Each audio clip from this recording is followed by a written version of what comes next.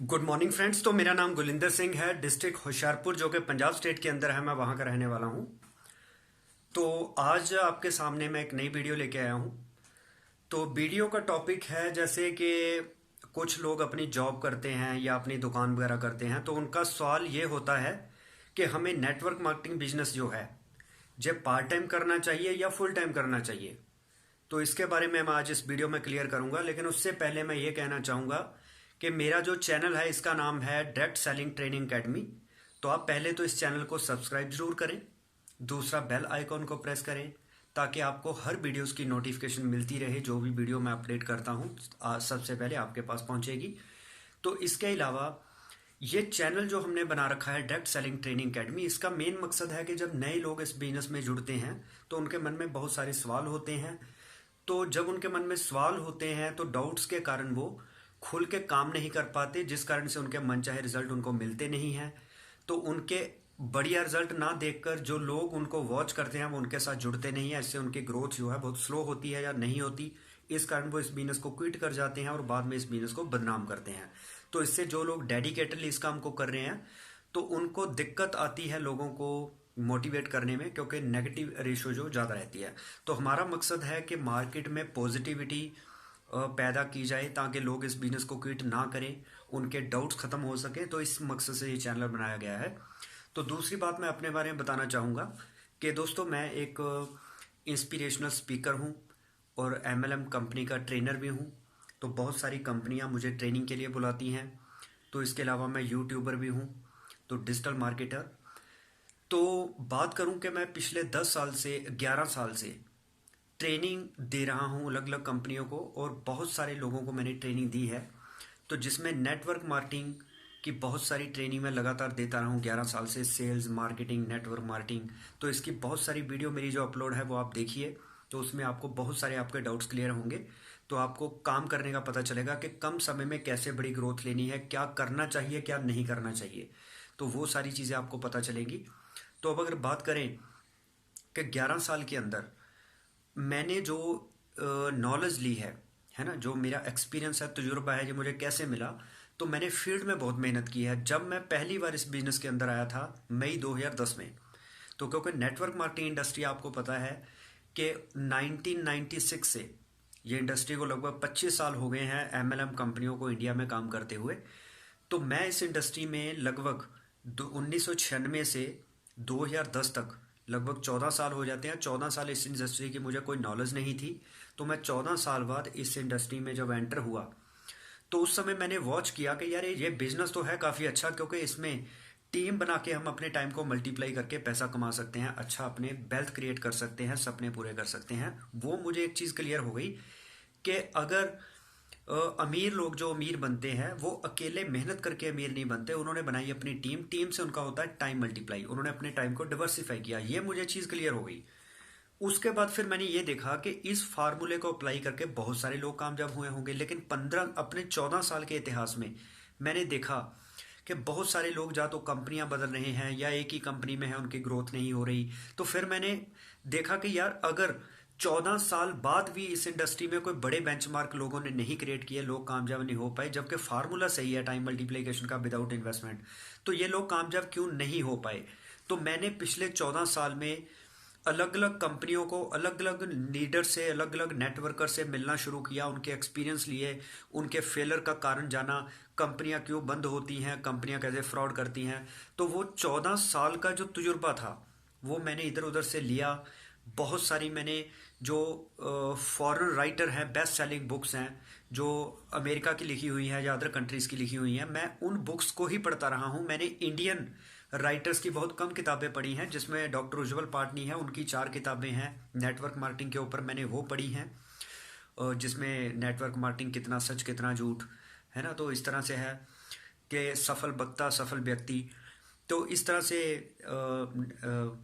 Network marketing की उज्ज्वल पाटनी की ऐसी 4 बुक हैं जो मैंने पढ़ी थी शुरू में। तो इसके अलावा संदीप महेश्वरी को सुना या और शिव खेड़ा को सुना। तो शिव खेड़ा की भी living with honour, you can win, तो इस तरह से इन्होंने भी अपनी बुक्स लिखी हुई हैं। तो यू कैन सेल। तो फिर मैंने सेलिंग के ऊपर marketing, network marketing, leadership, management, हर तरह के बुक्स पढ़ी, एटीट्यूड, पैराडाइम शिफ्ट। तो रिच डैड पुअर डैड हो गई, 7 habits of highly effective peoples, उसकी 8 हैबिट एक नई बुक फिर से आ चुकी है। तो अपने अंदर का लीडर कैसे जगाएं, अपनी टीम के लीडर को कैसे जगाएं, मतलब लीडरशिप की ऐसी मैंने पता नहीं लगभग 400 के करीब sales marketing network marketing management हर तरह के बुक्स पढ़ी, बॉडी लैंग्वेज। तो उसका रिजल्ट ये निकला कि मेरे में वो स्किल डेवलप हुए जिससे मैं लोगों को ट्रेनिंग देके उनको इंडिपेंडेंट कर सकूं, एक लीडर बना सकूं। तो मैं नहीं चाहता था कि बाकी लीडर्स की तरह 14 साल बाद जब मुझे भी कोई पूछे कि सर आपने इस इंडस्ट्री में क्या किया, तो मैं कहूं कि मेरे 14 साल ज़िंदगी के निकल गए, मैंने कुछ भी नहीं किया। तो इसलिए मैं नहीं चाहता था कि मैं भी 14 साल खराब करूं। तो मैंने सोचा कि जिन लीडर्स ने 14 साल खराब करके ये एक्सपीरियंस लिया है, तो मुझे जो एक्सपीरियंस 1-2 साल में लेना है, तो मुझे उनसे ज़्यादा मेहनत करनी है। तो जितनी मैं गलतियां ज़्यादा करूंगा तो उन गलतियों से मुझे सीखने को मिलेगा। तो मैंने फिर बहुत ही पुराने तजर्बे के आधार पे बहुत सारा कंपनियों को सर्च किया, उनमें वर्क भी किया। तो उसमें मैंने बड़ी बड़ी अचीवमेंट्स भी ली। तो आज इंडिया में लगभग जो बड़े लीडर्स हैं उनकी कैटेगरी में हमारा नाम आता है। तो मैं यही आपको कहना चाहूँगा कि आप इस वीडियो को बड़े ध्यान से देखिए, क्योंकि शुरू में जब मैं भी जॉब करता था, क्योंकि मैं अपनी बैकग्राउंड के बारे में बताना चाहूँगा कि दोस्तों मैंने की है मैकेनिकल इंजीनियरिंग। पहले मैंने डिप्लोमा किया था, फिर उसके बाद डिग्री की मैकेनिकल की। तो डिग्री करने के बाद मैंने इंडस्ट्री के अंदर 2 साल as a incharge area incharge job की। तो इसके बाद फिर मैं 1 साल लेक्चरर रहा कॉलेज के अंदर। उसके बाद फिर मैं आईटीआई में प्रिंसिपल भी रहा। मतलब मैंने 4 साल पहले जॉब की। तो जॉब करने के बाद मुझे एक चीज़ समझ आई कि इस दुनिया के अमीर लोग जो हैं वो बिजनेस करते हैं, जॉब नहीं करते। उसके बाद मैंने कुछ सर्च करना शुरू किया कि मुझे बिजनेस कौन सा करना चाहिए। फिर मैं उस परम पिता परमात्मा की कृपा से मुझे ये प्लेटफॉर्म मिला, नेटवर्क मार्केटिंग इंडस्ट्री में मैं आ गया। क्योंकि कई तरह की इंडस्ट्री होती है, फिल्म इंडस्ट्री है ना, और बहुत सारी इंडस्ट्रियाँ होती हैं। तो इसी तरह से नेटवर्क मार्केटिंग इंडस्ट्री है। तो इस इंडस्ट्री में जब मैं आया तो उस समय मैं प्रिंसिपल की जॉब करता था। तो मैं इसको करता था पार्ट टाइम। तो मेरे हालांकि सीनियर ने मुझे जो मेरी पहली कंपनी थी, मेरे सीनियर ने मुझे मना किया था कि तुम जॉब क्विट मत करना, तुम इसको पार्ट टाइम करो। लेकिन उस समय आदमी में जोश होता है। तो जोश जोश में क्या हुआ कि मैंने उस समय अपनी जॉब जो है क्विट कर दी। तो उसमें क्या क्या साइड इफेक्ट हुए, क्या प्रॉब्लम्स आई, मैं अब वो शेयर करना चाहूँगा। इससे जो भी आज लोग इस कन्फ्यूज़न में है कि मैं अपनी जॉब को क्विट करके नेटवर्किंग को फुल टाइम करूँ, या मैं इसको जॉब के साथ साथ पार्ट टाइम करूँ, या मैं अपनी शॉप का डिस्टर्ब करूँ ना करूँ, उन सवालों के जवाब आपको आज मिलने वाले हैं। तो मैंने ना अपने पेरेंट्स को बताया, ना अपने मैंने अपलाइन को बताया। तो मैं अपनी जॉब से रिज़ाइन दे के आ गया। तो उसका मेन कारण ये था कि मेरा 8 घंटे जो मैं आईटीआई के अंदर कुर्सी पे बैठता था अपने ऑफिस में, तो मुझे लगता था कि मेरे जो 8 घंटे बर्बाद हो रहे हैं, क्योंकि ये वापस नहीं ज़िंदगी के आएंगे। तो इसमें मेरा टाइम मल्टीप्लाई भी नहीं हो रहा। तो मुझे वो जॉब बड़ी मुश्किल लग रही थी करनी। और दूसरा, मुझे अपने ज़मीर मेरा ये अलाउ नहीं कर रहा था कि मैं जिस पर्सन से की नौकरी कर रहा हूँ, मैं जिससे महीने बाद तनख्वाह लेता हूँ, सारा दिन उसके ऑफिस के अंदर बैठ के अगर मेरा दिमाग नेटवर्किंग के अंदर रहेगा, तो मैं इसका मतलब उससे हराम का पैसा ले रहा हूँ। तो मैं उसके साथ ईमानदार नहीं हूँ। तो बेटर ये है कि मैं उसकी जॉब छोड़ देता हूँ, क्योंकि मेरा सारा दिन तो माइंड लगा हुआ है नेटवर्किंग के अंदर के जब मैं यहाँ से छुट्टी होगी मुझे, तो मुझे जाके 2 घंटे 2-3 लोगों को मिलना है। तो मेरा पूरा दिन प्लानिंग जो है वो तो नेटवर्किंग में लगी रहती थी। तो मैं अपने उस काम के प्रति पूरा शिद्दत से काम नहीं कर पा रहा था। तो मैंने सोचा कि मैं इसका मतलब एक फ्री में इनसे पैसा ले रहा हूँ, ये एक वफादारी नहीं है, एक ईमानदारी नहीं है। इससे बेहतर है कि मैं अपनी जॉब को रिज़ाइन करूँ, ताकि ये मेरी जगह कोई और बंदा रख लें जो 100% इनको ईमानदारी से काम करके दे। तो मैं अपना टाइम जो मेरा 8 घंटे वेस्ट हो रहा है, मैं उसको इन्वेस्ट करूँ नेटवर्क मार्केटिंग के अंदर। तो उसके लिए मैंने जॉब को रिज़ाइन कर दिया। तो जब मेरे सीनियर को पता चला तो उन्होंने कहा कि यार तुम मुझसे सलाह तो कर लेते। मेरे माँ बाप ने भी यही कहा कि मुझसे सलाह कर लेते। तो मुझे पता है कि अगर मैं उनसे सलाह करता तो वो यही कहते कि अभी जॉब मत छोड़, तू इसके साथ साथ करता रहे। लेकिन मैं ऐसी बात सुनना नहीं चाहता था कि वो मुझे ये सलाह दे कि मैं जॉब ना छोड़ूं। तो इसलिए मैंने उनकी सलाह नहीं ली, मैं जॉब छोड़ के आ गया। तो जिस दिन मैंने जॉब छोड़ दी, तो उस समय मैंने 125 लोगों को, उससे पहले मैंने 125 लोगों को प्लान दिखाया था, उनमें से कोई भी नहीं जुड़ा। अगर मेरी जगह कोई और बंदा होता तो शायद वो ये सोचता कि यार मेरे पास जॉब है, मुझे क्या ज़रूरत है लोगों की मिन्नतें करने की, लोग तो मुझ पे हंसते हैं, तो मेरे पास नौकरी भी है, मुझे क्या ज़रूरत है ऐसे ही लोगों की मिन्नतें करने की। तो वो इसको क्विट कर जाता, क्योंकि जब आदमी के पास दूसरा विकल्प होता है फिर वो टेंशन नहीं लेता। अगर तो मैं पढ़ा लिखा ना होता, मेरे पास कोई नौकरी नहीं होती, फिर तो मजबूरी थी कि मुझे यही करना पड़ना था, तो मेरे पास तो विकल्प था। लेकिन मेरे लिए वो लोग चैलेंज बन गए थे जिन्होंने कहा था ये काम नहीं चलते, तुम किस चक्कर में फंस गए, ये तुम लोगों को उल्लू बनाने लगे। तो मुझे लगा कि ये जो लोग मुझे सलाह दे रहे हैं, क्या दुनिया के सबसे समझदार लोग ये हैं, मैं बेवकूफ़ हूँ जो मैंने ये डिसीजन लिया है। तो मेरे माइंड में पहले दिन से ये बात आ गई, जब पहले बंदे ने मुझे मना किया तो मेरे मन में ये बात आ गई कि जो ये जो मुझे सलाह दे रहा है ये खुद तो कामयाब नहीं है, लेकिन मैं इस बिजनेस में इसको कामयाब होकर दिखाऊंगा। क्योंकि अगर मैं मैदान छोड़ जाता हूं तो कल को मैं इन लोगों से नज़र नहीं मिला पाऊंगा, क्योंकि ये कहेंगे कि हमने तुम्हें पहले ही समझाया था ये काम नहीं चलता, तुम किस काम में पड़ गए, तो तुम्हें उसी समय छोड़ देना चाहिए था। अगर मैंने 6 महीने साल बाद छोड़ा तो उन लोगों से मैं नज़र नहीं मिला पाऊंगा, वो कहेंगे साल खराब करने के बाद भी तो अब तो लाइन पे आया है ना, अब भी तो उस काम को छोड़ना पड़ा। तो मैं नहीं चाहता था कि मैं उन लोगों से नज़रें झुका के बात करूं, मैं उनसे नज़र मिला के ही बात करना चाहता था। तो मैंने इस बिजनेस को क्विट नहीं किया, क्योंकि मुझे एक चीज़ क्लियर थी, इसमें कोई कामयाब हुआ चाहे नहीं हुआ, लेकिन मुझे इस बिजनेस के अंदर पूरी डेडिकेशन के साथ काम करना है। क्योंकि इसका फार्मूला सही है कि अगर टाइम मल्टीप्लाई होगा तो पैसा मल्टीप्लाई होगा, अकेले मेहनत करने से कभी कुछ नहीं होने वाला। तो ये मुझे चीज़ क्लियर थी। रिजल्ट हालांकि आगे पीछे आ सकते हैं, कोई दिक्कत नहीं। तो मेरे रिजल्ट क्यों लेट आए, क्योंकि उसका पहला कारण तो ये था, मैं करता था जॉब। तो जो मेरी पहली कंपनी थी उसमें हम इंश्योरेंस सेल करते थे। 12,000 रुपए की बजाज अलियांज कंपनी की पॉलिसी थी, जिसकी किस्त थी 15 साल, पैसे देने थे। तो उस समय बहुत सारे एजेंटों ने लोगों के साथ फ्रॉड किया था, पैसा शेयर मार्केट में लगा दिया था, तो लोगों का पैसा डूबा था। तो लोग LIC को सरकारी कंपनी समझते थे, बजाज अलियांज को प्राइवेट कंपनी समझते थे। इसलिए वो मुझे उतनी जल्दी यस नहीं करते थे। और अदर कंपनी जब इंश्योरेंस करती है तो वो इंस्टॉलमेंट में पैसे ले लेते हैं कि आप पहली किस्त 3-4 हज़ार रुपये दे दीजिए, साल में पूरे कर दीजिए जितनी भी किस्त पूरी होगी। तो लेकिन हमारी नेटवर्किंग कंपनी में क्या था, उसमें जो पहले साल की प्रीमियम था वो किस्तों में नहीं ले सकते थे, वो इकट्ठा ही लेना होता था 12,000। तो पहले तो लोगों के पास 12,000 है नहीं, गरीब थे लोग। दूसरा, लोगों के पैसे ऑलरेडी डूबे हुए थे शेयर मार्केट में। तीसरा, ये सरकारी कंपनी नहीं थी, बजाज अलियांज प्राइवेट कंपनी थी। चौथा, उनको लगता था ये बंदा तो एजेंट है ही नहीं, इसको ये लोगों को फंसाने का काम करना इसने शुरू कर दिया, हमें पॉलिसी की जरूरत नहीं है। तो कुछ लोग ये भी कहते थे कि 12,000 की बजाय तुम्हारे पास कोई छोटी पॉलिसी नहीं है, कोई मतलब कि जिसकी किस्त जो है वो 12,000 की बजाय 6,000 हो, फिर हम करवा लेते हैं। तो अब 6,000 वाली पॉलिसी है ही नहीं। तो या वो कहते थे कि 15 साल की बजाय कोई 5-7 साल वाली पॉलिसी नहीं, अब वो भी नहीं थी। तो मतलब हमारे पास कोई विकल्प नहीं था। तो उसमें मुझे मेहनत ज़्यादा करनी पड़ी, क्योंकि उस समय मेरे में सेलिंग स्किल नहीं थे, मुझे बेचना नहीं आता था, क्योंकि मैंने कभी बेचा ही नहीं।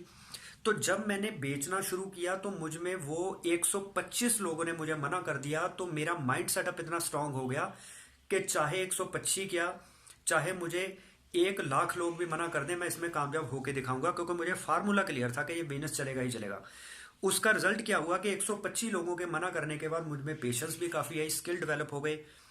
उसके बाद फिर मेरा जब रिजल्ट आए तो बहुत ज़बरदस्त रिजल्ट आए। तो पहली कंपनी में मैं Alto car achiever, bike achiever था।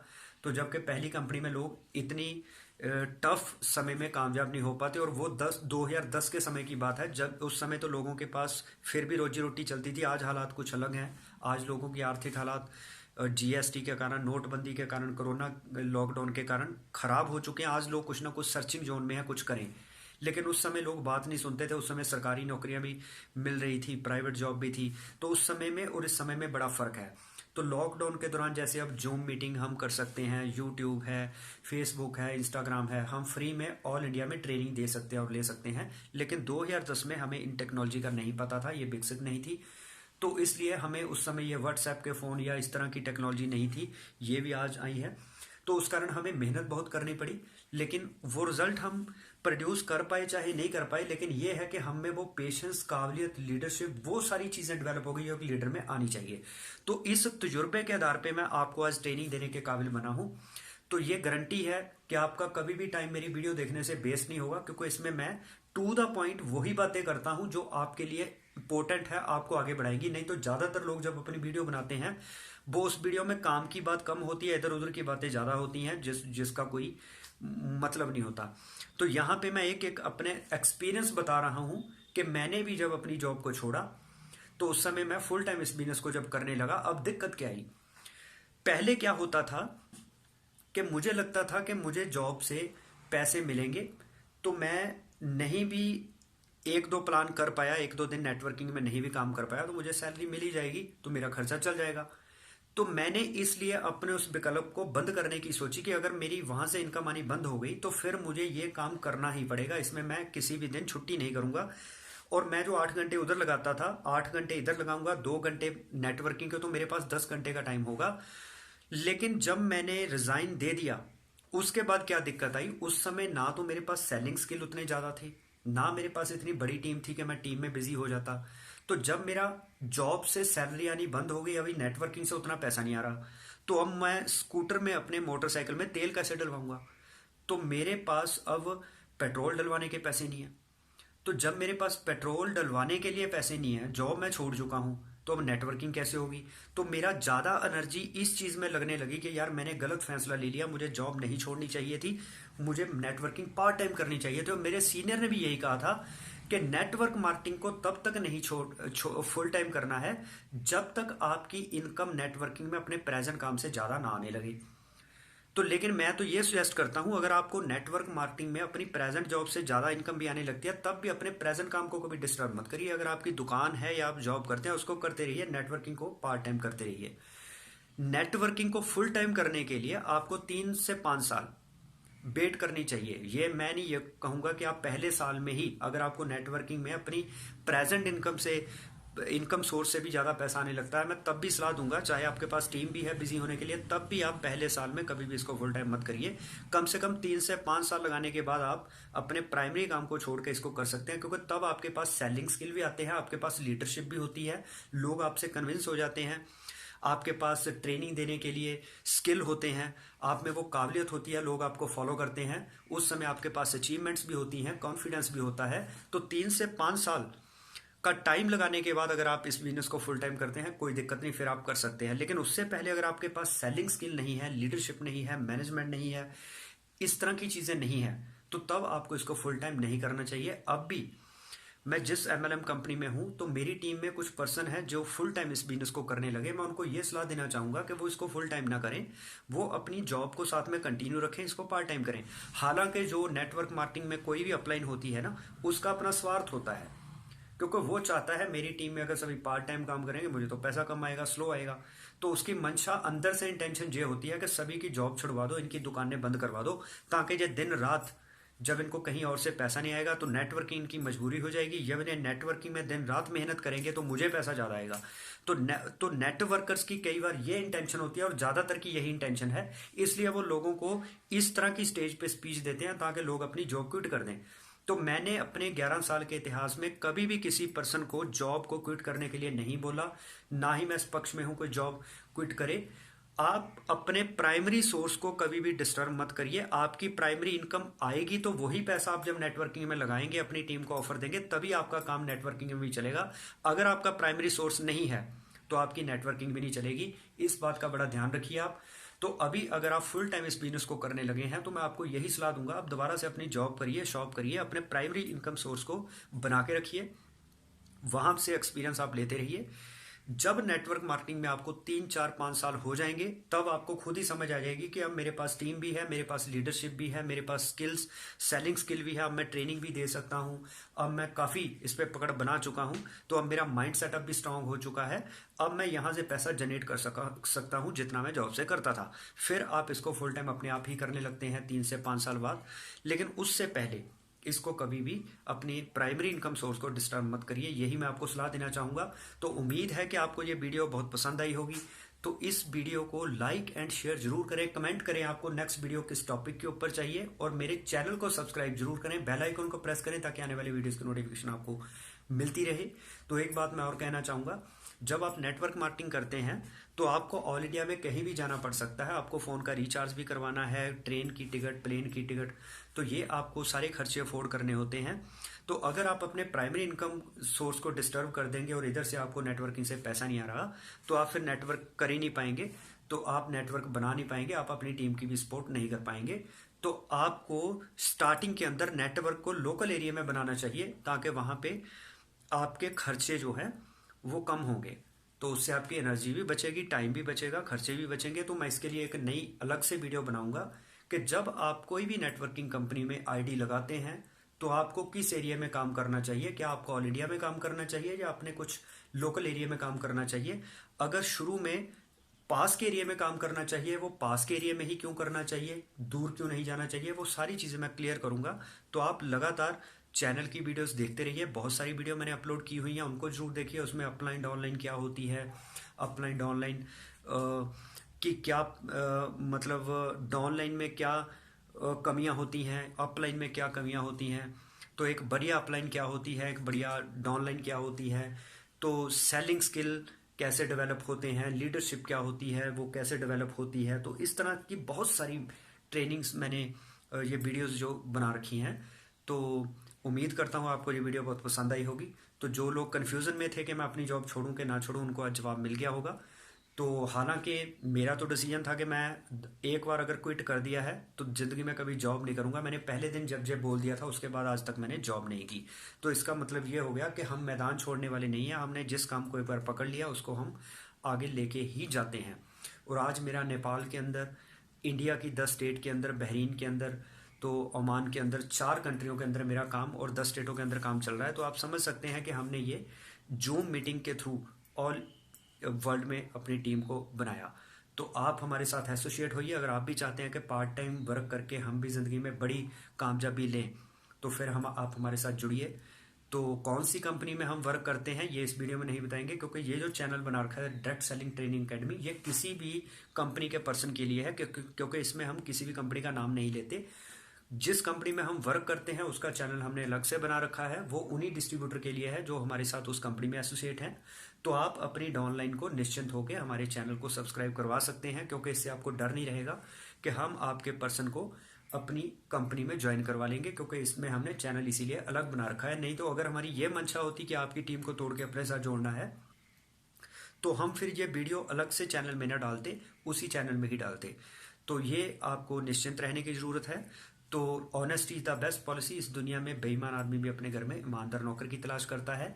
तो बेईमानी जो है वो थोड़ी देर के लिए तो फल फूल सकती है, लेकिन लॉन्ग टर्म में जो ईमानदारी है वही चलती है। तो बिजनेस एथिक्स के ऊपर चलता है। झूठ बोल के थोड़ी देर ग्रोथ हो सकती है, ज़्यादा देर नहीं। तो इसलिए मैं आपसे भी यही कहूँगा कि आप, सबसे पहला गुण लीडर का होता है ऑनेस्टी, उसके बाद बाकी स्किल आते हैं जिससे हम सेलिंग करते हैं, लीडरशिप है, वो बाद की चीज़ें हैं। पहले आपके पास ईमानदारी, ऑनेस्टी, इंटेग्रिटी, ये चीज़ें होनी चाहिए, कमिटमेंट। तो इन्हीं शब्दों के साथ मैं आपसे विदा लेता हूँ। तो आपका बहुत धन्यवाद, थैंक यू।